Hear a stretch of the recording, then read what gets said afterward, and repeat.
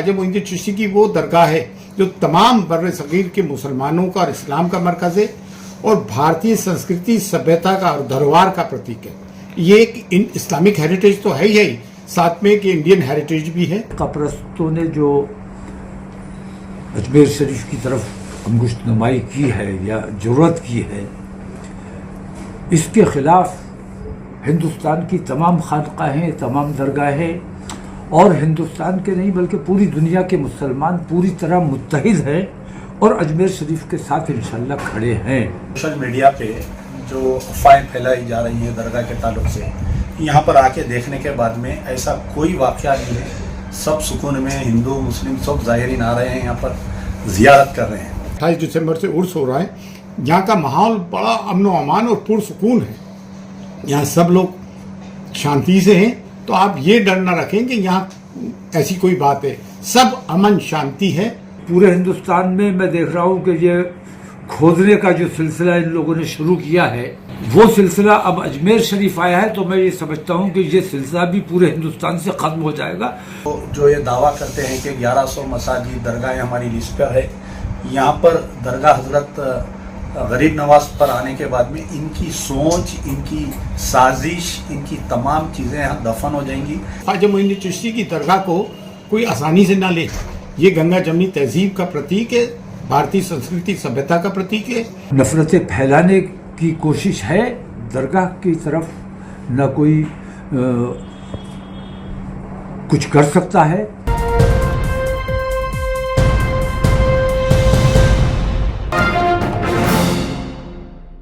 खानवादाए फाजिल बरेलवी हज़रत अहमद रज़ा ख़ान साहब के बरेली के घराने से जो अलमारूफ आला हज़रत के नाम से हैं, उनके खानवादे तौक़ीर रज़ा ख़ान साहब बारगाह हुज़ूर गरीब नवाज़ अजमेर शरीफ में तशरीफ़ लाए और जमीय खुद्दाम ख्वाजा खादिम कम्युनिटी के दफ्तर अंजुमन से इजाज़ान में भी आए और इन्होंने अपनी यकजहती का मुज़ाहरा किया और तकरीबन 3-4 दिन और रात से मुख्तलिफ जो मसलक हैं, डिनोमिनेशन है मुसलमानों के और जो ग्रुप्स हैं, उनके तमाम हेड्स के फ़ोन भी आ रहे हैं बराबर, क्योंकि ख्वाजा मोइनुद्दीन चिश्ती की वो दरगाह है जो तमाम बर्र सगीर के मुसलमानों का और इस्लाम का मरकज़ है और भारतीय संस्कृति सभ्यता का और धरोहर का प्रतीक है।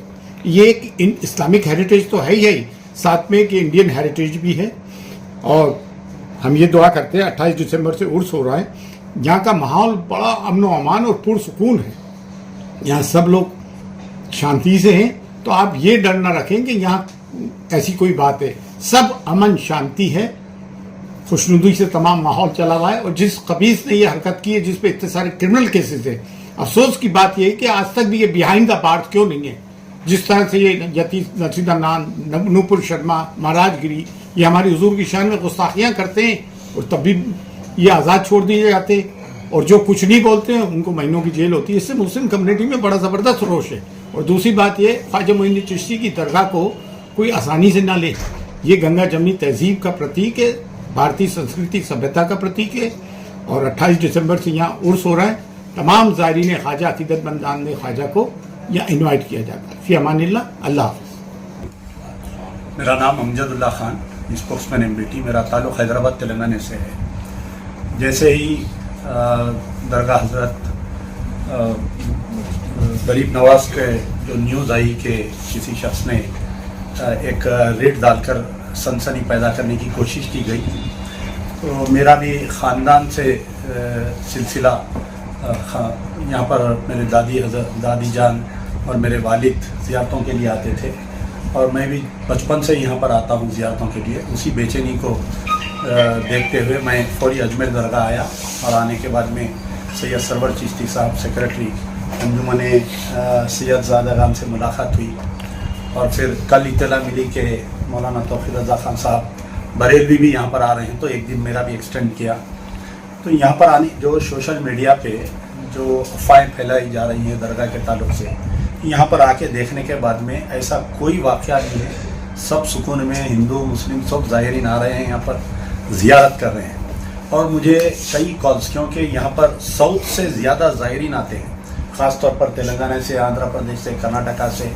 ऐसे न्यूज़ देख के जो हाल ही में संभल में वाक़या हुआ, तो कई लोग टिकट्स वगैरह कैंसिल करवा रहे थे। तो मैं भी दोनों ज़िम्मेदारों से गुजारिश किया कि आप लोग अपील करिए कि यहाँ पर ऐसा कोई वाकया नहीं है। और उसके बेहतरीन एडमिनिस्ट्रेशन की तरफ से, कमेटी की तरफ से, जो भी यहाँ के जिम्मेदार है, बेहतरीन इंतजाम किए गए हैं। और ये वाकया जैसा हजरत ने फरमाया कि ये बम पूरे दुनिया में, हिंदुस्तान में फिर रहा था, यहाँ आने के बाद में वो बम की सूरत ही नहीं रही।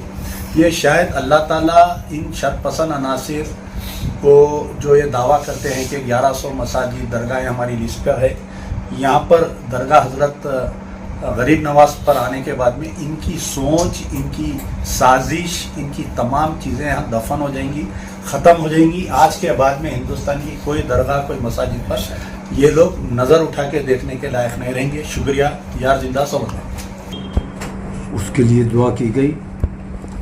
और ख़ास तौर से बांग्लादेश में जिस किस्म का माहौल बन गया है, अफरा तफरी का माहौल, वहाँ के गैर मुस्लिम हजरत भी परेशान हैं, उनके लिए भी दुआ की गई है।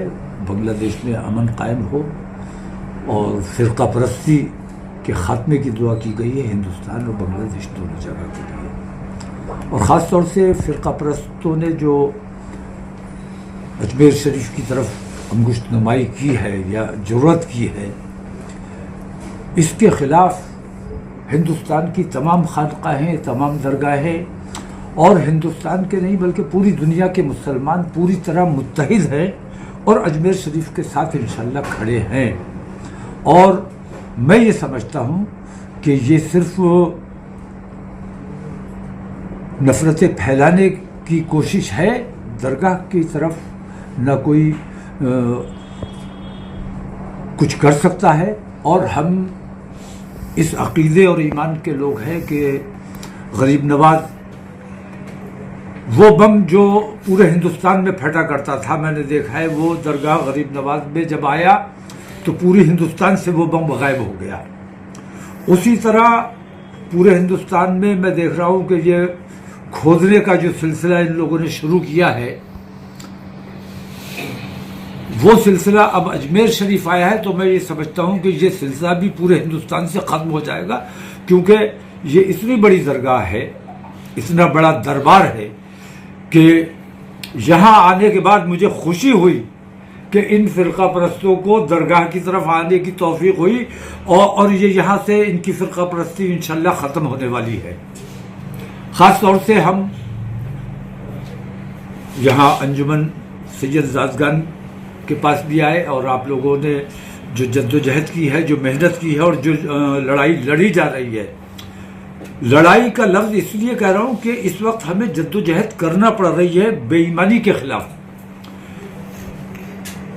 हुजूर गरीब नवाज का दरबार जो है ये तमाम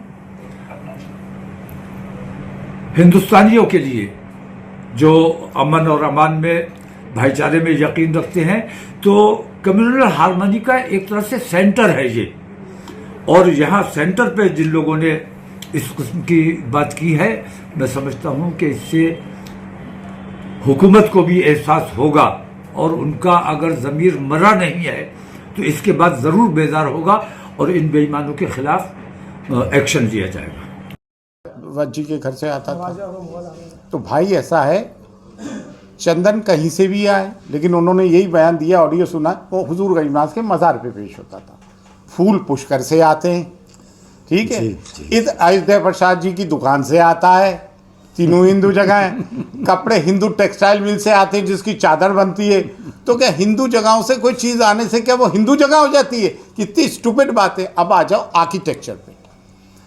सल्तनत पीरियड तक, बिफोर मुगल, आर्टिशियन और क्राफ्ट्समैन यहीं के थे। तो लोकल यहाँ का जो आर्किटेक्चर था, जो डिज़ाइनिंग थी फूल पत्ती की, तो वो लोग करते थे। आर्टिशियन क्राफ्ट्समैन जो है मुगल पीरियड के बाद आना शुरू हुए, तो टर्किश और ईरानियन आर्किटेक्चर आया। उसके बाद ब्रिटिशर्स आए, ब्रिटिशर्स के टाइम रोमन और ग्रीक आर्किटेक्चर आया। तो आप देख लें, सुप्रीम कोर्ट में देख लें, पार्लियामेंट में देख लें, हमारे DRM ऑफिस की बिल्डिंग देख लें, कॉन्वेंट स्कूल्स की बिल्डिंग देख लें, आप कोर्ट की बिल्डिंग देख लें, आप ये क्या आर्मी की देहरादून में चले जाएं, एयरफोर्स की बिल्डिंग्स देख लें, वहाँ रोमन और ग्रीक आर्किटेक्चर है। उससे पहले टर्किश ईरानियन था। और सल्तनत पीरियड में जब गरीब नवाज आए तो यहाँ का लोकल हिंदू आर्किटेक्चर था। तो आप इससे ये बताना चाह रहे हैं कि हिंदू जगह, इससे बुरी बात कोई हो ही नहीं सकती है। मैं अपनी बात कहकर बात ख़त्म करूँगा।